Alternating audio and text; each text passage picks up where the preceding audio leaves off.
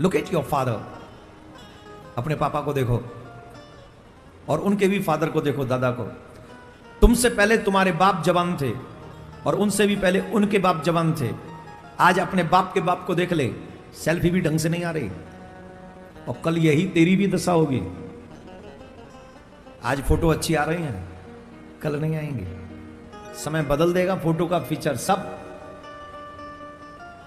एक कहानी है, याद आ रही है, सुनाऊं? अच्छी है, सुनाऊं?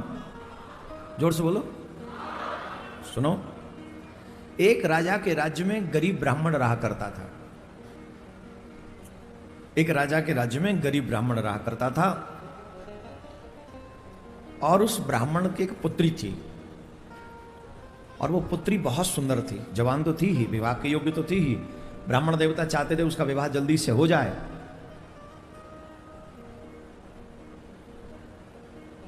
विवाह के योग्य थी, बड़ी सुंदर थी।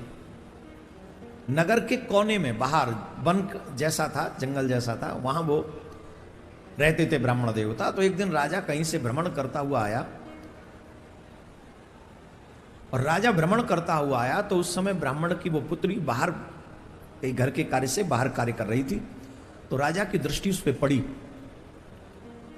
और राजा की दृष्टि जब उस पर पड़ी तो ऐसा सौंदर्य उसने कभी देखा नहीं था जितना वो सुंदर थी। वो ये जानता था कि ब्राह्मण की पुत्री है, धर्म विरुद्ध है, फिर भी वो अपनी वासनाओं के अधीन हो गया और उसने मंत्री से कहा कि इस ब्राह्मण को सभा में बुलाओ।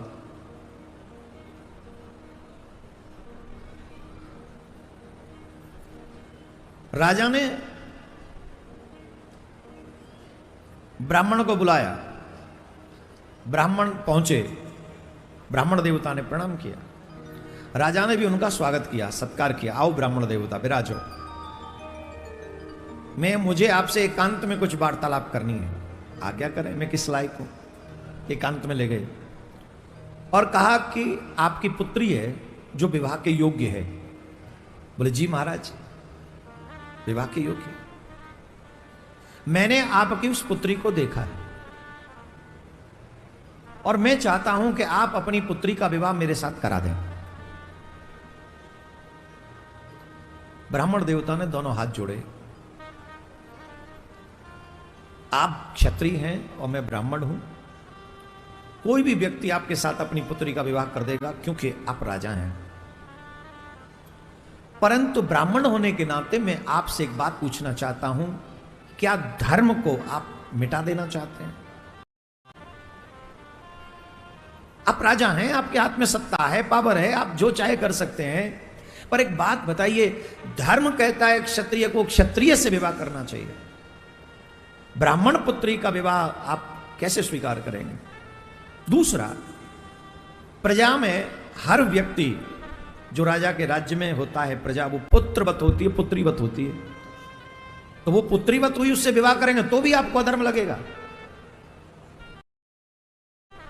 अच्छा, ब्राह्मण देवता ने तो ये ज्ञान की बात कही, पर कामी व्यक्ति को ज्ञान अच्छा लगता है क्या? जवाब दो।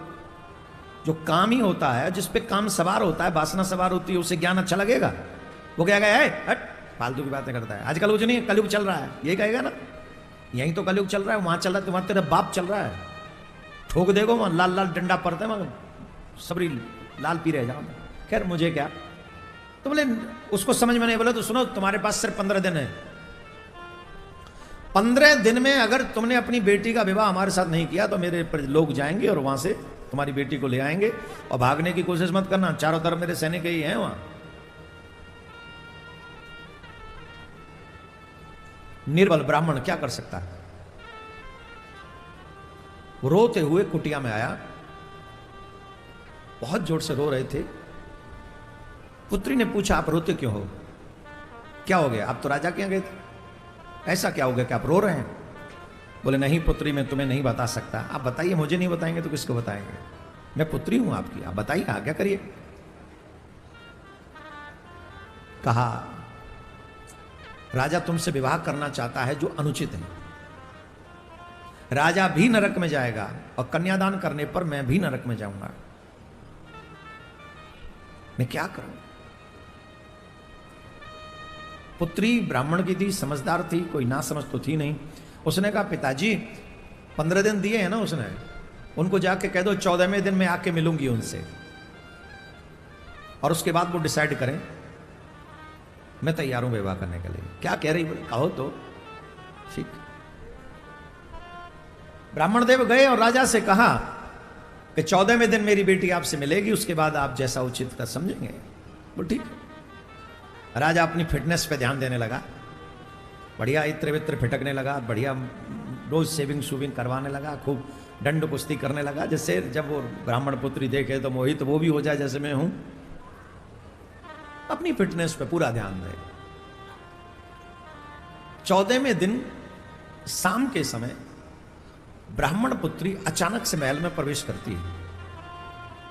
जहां राजा बैठे थे वहां तक पहुंची, और जैसे ही वो पुत्री पहुंची तो राजा उसे पहचान नहीं सका और डर गया। डर गया वो। तुम कौन हो? मुझे पहचाना नहीं? मुझे नहीं पहचाना? अरे हो कौन? बोले मैं वही हूं जिससे तुम विवाह करना चाहते थे। तुम कैसे हो सकती हो? तुम तो ये नहीं हो। बोले कुछ नहीं, मैं ही हूं, और थोड़ा सा अंतर है। बोले क्या अंतर है? ये अंतर आया कैसे? बोले बहुत इजी था, मैंने 14 दिन से कुछ खाया ही नहीं। 14 दिन से मैंने कुछ खाया नहीं, ऊपर से कुछ ऐसी औषधि भी खा ली जिससे लूज मोशन लग गए, और वो मल की पोटली भी लेके आई। बोले ये लो, मेरी सुंदरता है इसमें। मल की पोटली, आप समझ गए होंगे। मल, एक मल की पोटली थी, एक मूत्र की पोटली थी। बोले इसमें क्या है? बोले ये खोल के देख ले, इसमें मेरी सुंदरता भरी पड़ी है, और अब जैसे कहो विवाह कर लोगे, जब कहोगे विवाह कर लूंगी। बोलो। इतनी दुर्गंध उस मल में से आ रही थी, उस मूत्र में से आ रही थी, और उसकी सुंदरता गायब हो चुकी थी।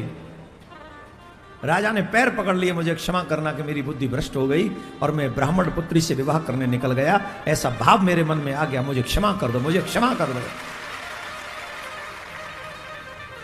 तो आज अपने सौंदर्य पर, जवानी पर, धन पर, पद पर, बल पर, ज्ञान पर इतराने वाले सोचें, ये कब तक रहेगा?